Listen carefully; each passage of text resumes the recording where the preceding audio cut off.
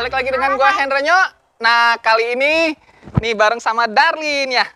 Darlin, nah ini kali ini gue mau bahas tentang baby sulcata teman-teman ya. Nah, ini baby sulcata nih, yang ada di depan kalian ini adalah baby sulcata. Baby sulcata ini size-nya 5-6 cm ya teman-teman ya. Jadi ini baru masuk, gue ambil dari importir ya teman-teman. Teman-teman, nah ini sebenarnya gue masukinnya lumayan banyak, sekitar 50 ekor, cuman baru sempat bikin video hari ini teman-teman. Jadi nanti, di awal tadi kan gue udah masukin tuh video-video pas gue unboxing yang 50 ekor baby sulcata size 5-6 cm. Nah, ini sekarang sisa sekitar 20-an ekor lah teman-teman, karena begitu masuk udah banyak orang yang ambil PO ya teman-teman. Nah, kita lihat nih baby sulcatanya. Ini aktif-aktif banget ya teman-teman ya, dia geraknya sangat lincah, makannya juga rakus. Nah, jadi hari ini gue mau ngebahas mengenai bagaimana caranya kita memilih baby sulcata ya. Jadi bagi teman-teman yang baru mau pelihara atau adopsi baby sulcata, supaya teman-teman jangan salah beli atau salah adopsi. Nah, ini gue mau kasih tips and triknya. Jadi pertama ini teman-teman, gue ambil nih ya, salah satu nih. Ada yang, nih ini cakep nih teman-teman nih. Nih, ini dia kita sebutnya dotless karena dia clear banget, terang, cerah, karapasnya cerah dan dotless ya. Jadi nggak ada titik-titiknya seperti ini nih. Kalau ini contohnya nih yang ada titik-titiknya nih. Nah, ini kan ada dotnya, dotless. Kalau yang ini dotless, yang ini nggak nih. Coba bedanya nih gini ya. Terlihat kan ya bedanya? Nah, jadi pertama cara milih baby sulcata gimana sih teman-teman? Nah, ini gue tips and trick. Iya. Ada nya teman-teman.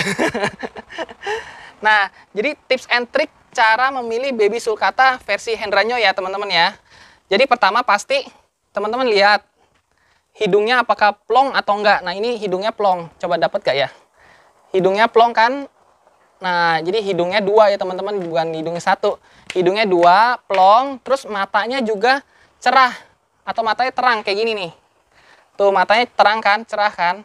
Nah, itu yang tips pertama. Kedua, kita lihat dari kelengkapan kuku-kukunya teman-teman. Jadi kuku depannya 5 seperti ini, 5. Nah, kuku depan 5, kuku belakang 4 ya teman-teman ya. Nah, ini kuku belakangnya juga 4 lengkap. Nah, tips yang ketiga adalah kita ngeliat dari plastonnya atau karapasnya. Apakah karapasnya sini sama plaston ini keras atau enggak. Jadi kalau misalnya teman-teman beli, teman-teman cek itu. Kalau karapasnya ini keras dan plastonnya juga udah keras, nah berarti ini baby sulcatanya nih oke nih teman-teman. Dari sisi fisiknya oke, karena dia tidak MBD. Kalau MBD itu, gue ada videonya. Jadi teman-teman bagi yang belum tahu tentang MBD, teman-teman bisa cek di video gue sebelumnya mengenai MBD, Metabolic Bone Disease. Nah, itu kalau kura-kura yang kena MBD, biasanya karapas bawahnya lembek, tempurung atas juga lembek, terus dia kuku-kukunya sering patah-patah. Karena dia kekurangan kalsium atau kekurangan vitamin D juga dari matahari. Jangan. Nah, jangan dimainin, Darlin. Nah, jadi itu ya teman-teman, tadi udah berapa? 3 ya tipsnya ya. Jadi pertama, lihat hidung dan mata. Hidung dan matanya plong, kalau hidungnya plong, matanya cerah, itu sehat. Terus kemudian dari kelengkapan kukunya, kuku depan, kuku belakang. Terus yang ketiga adalah dari karapas maupun dari plastonnya, apakah dia keras atau tidak. Gitu. Nah, yang berikutnya kita lihat dari biasanya kura-kura yang rakus itu mulutnya atau depan mulutnya itu agak kotor-kotor. Itu biasanya dia karena dia makan rakus, dia makan tumbuh-tumbuhan atau daun-daunannya rakus teman-teman gitu. Nah, gitu ya teman-teman, tadi udah sampai tips yang berapa tuh? Yang keempat ya. Jadi kan tips yang keempat, nih coba kita lihat ya, ada beberapa juga yang cerah sih sebenarnya teman-teman nih. Jadi tips yang keempat seperti itu ya. Terus tips yang selanjutnya biasanya sih gue ngelihat juga dari ininya teman-teman, dari dia dom atau enggak ininya nih. Ininya nih. Ini dom atau enggak gitu ya. Kalau semakin dom kan semakin bagus gitu.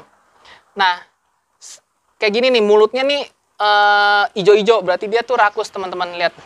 Kelihatan nggak? Kelihatan ya? di mulutnya itu ada hijau-hijau, dia bekas daun, berarti dia rakus, berarti ini dia aktif dan sehat nih teman-teman. Kalau mulutnya belepetan makanan gitu, itu tandanya bagus.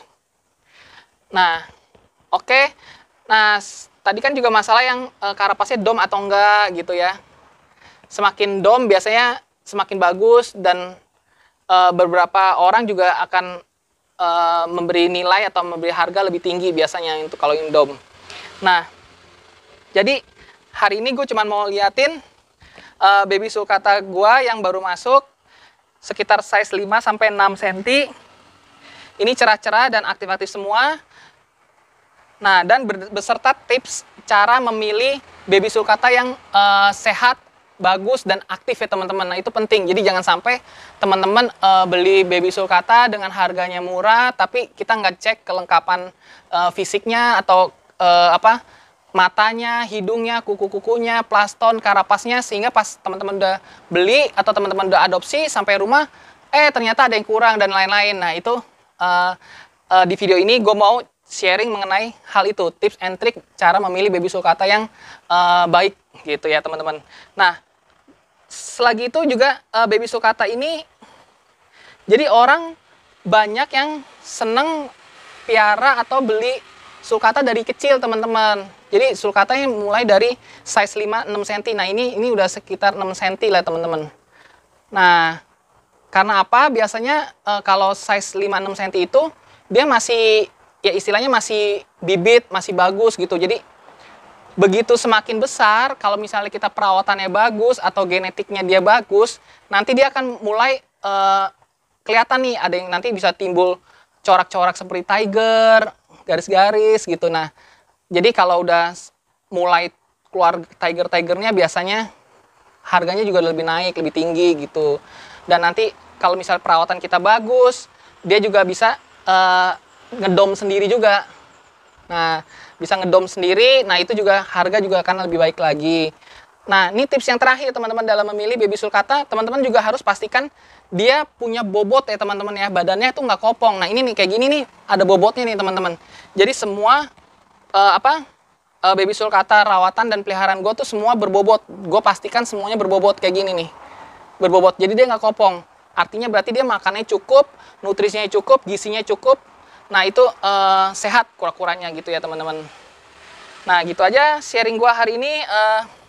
Bagi teman-teman yang belum follow IG gua, silakan follow ya teman-teman ya di hendranyo.torto. Nah, teman-teman bisa follow IG gua, teman-teman bisa ngelihat baby sulcata gua lebih detail lagi. Jadi ada gua akan posting-posting di situ lebih banyak mengenai hewan-hewan atau peliharaan yang gua miliki ya teman-teman ya. Nah, gitu aja teman-teman. Nah, oh ya, satu lagi. Jadi ini mumpung masih baru ya, teman-teman, bagi yang teman-teman udah subscribe channel gua maupun udah follow IG gua, teman-teman kalau tertarik dengan baby sulcata ini, teman-teman bisa adopsi dengan harga spesial khusus untuk subscriber dan follower IG hendranyo.torto. Oke, gitu aja teman-teman. See you guys. Bye-bye.